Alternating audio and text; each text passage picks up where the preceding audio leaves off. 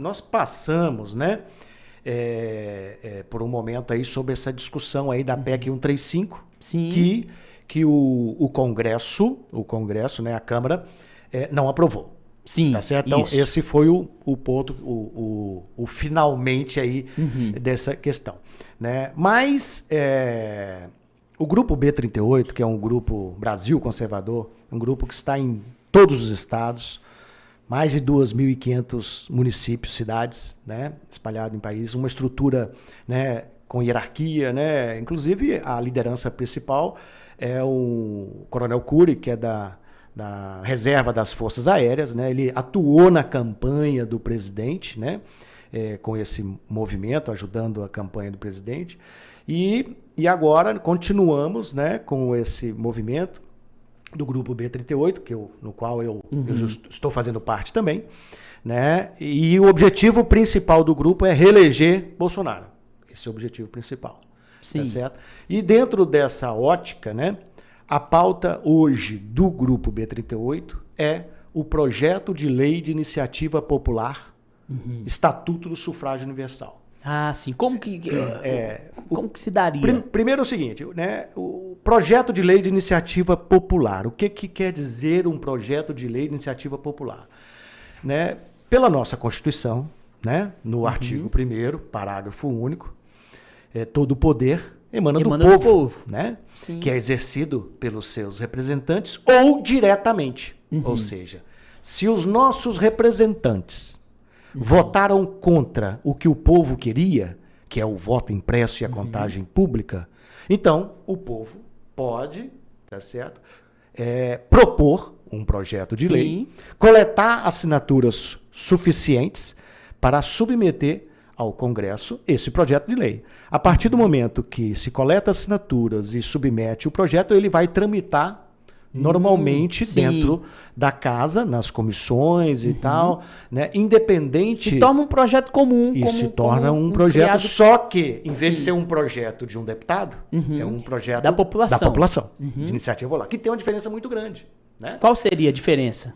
O número de assinaturas que a gente pode alcançar. Então, esse volume de assinaturas vai gerar um impacto, tá certo?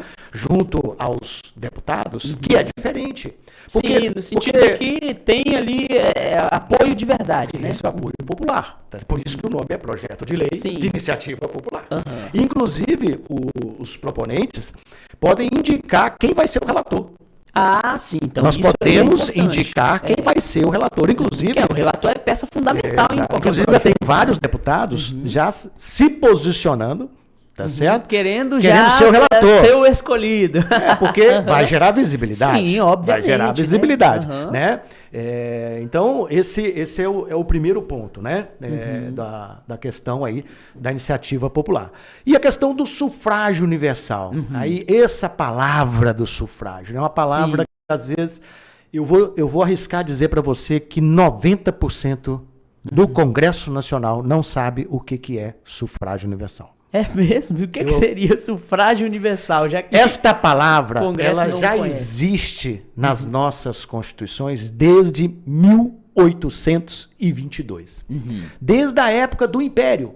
Né? Na primeira lei eleitoral do Brasil, já se estabelece o sufrágio universal. Ou sufrágio direto. Não. Mas o que é o sufrágio? Sufrágio é escolha, não seria escolha apenas? É o voto. O voto. Só que o sufrágio, além do voto, tá certo? Ele tem o escrutínio, ou seja, o exame secreto. Então, o sufrágio, né, ou seja, o voto, ele é uma relação do eleitor com o resultado, sem nenhuma intermediação. Sem nenhuma intermediação. Então talvez essa seria a grande diferença do modelo atual. Esse é o gargalo. Porque em 96, o que aconteceu? Veio uma máquina eletrônica, eu vou usar esse termo. A urna.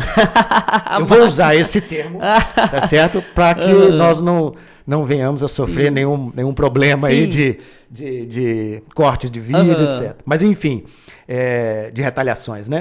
Mas na verdade é uma máquina eletrônica. Que o Supremo daqui a pouco não vamos falar dele, mas na verdade é uma máquina eletrônica, tá certo? Porque a urna, ela é um depositário de voto, tá certo? Então precisa da matéria, o voto. Sim, material. Sim, efetivamente. Então ela não é, tá certo? Então é uma máquina eletrônica, tá certo? Sim. Então essa máquina eletrônica, com o advento dela em 96, nos foi retirado, tá, a contagem pública dos votos. Em 96. Que antes era feita tirando a cédula e tal, contando os votos. Contando os votos. Isso é o que acontecia, né? Desde então. Até então. Sim. Desde 1800 e bolinha. Mas tinha um processo lento, demorava-se até, às vezes, até uma semana para sair resultados. Mas, né? veja só, o que é mais importante? A nossa democracia, o nosso direito como cidadão, a nossa cidadania, porque a cidadania é a expressão do nosso direito e do nosso dever. Né? Então, esse direito, ele já é adquirido. E um direito adquirido, ele não pode ser revogado. E ele foi revogado em 96.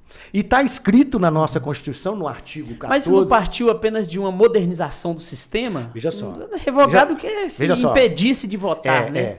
O sistema, ele pode modernizar da forma que ele quiser. Ele não pode infringir, né, a Constituição.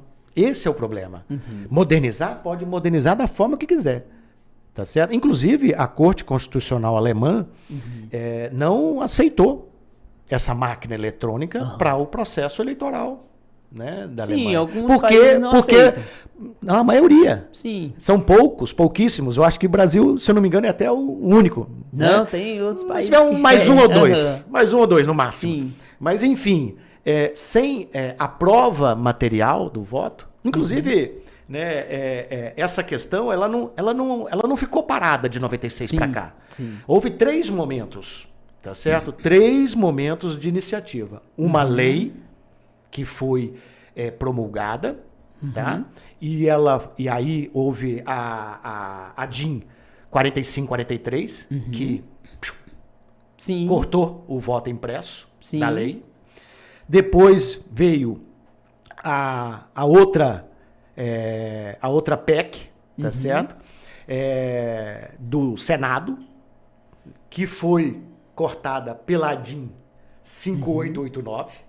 Inclusive, o vídeo, né, da sessão onde foi, né, votado, né, essa DIN, né, ela contou com alguns depoimentos para que não fosse, né, retirado o artigo 2º da lei, né? Sim. Que a lei foi aprovada no Congresso e aí foi, né, submetida aí a uma DIN de inconstitucionalidade, né? Sim, ação direta de inconstitucionalidade. Ação direta de inconstitucionalidade, que foi a 5889. Sim. E lá nós tivemos algumas defesas para que isso não acontecesse, né? Para que permanecesse, né, o voto impresso e a contagem pública que estava previsto na lei, para acontecer em 2018. E já para a eleição de 2018. Essa lei foi 2015. A lei foi aprovada em 2015. E por que não foi colocada em prática? Porque ficaram empurrando com a barriga para poder, né? Porque desde 96 tem, né, uma entidade, tá, que não quer a materialização do voto, a prova do voto. Sim. Tá certo? Então, essa entidade não quer. Mas isso não encarece as eleições? Não existe, né, preço para nossa democracia, Del. Não existe preço, tá certo? E o valor disso é irrisório, tá certo? Perto da importância, né, do nosso direito.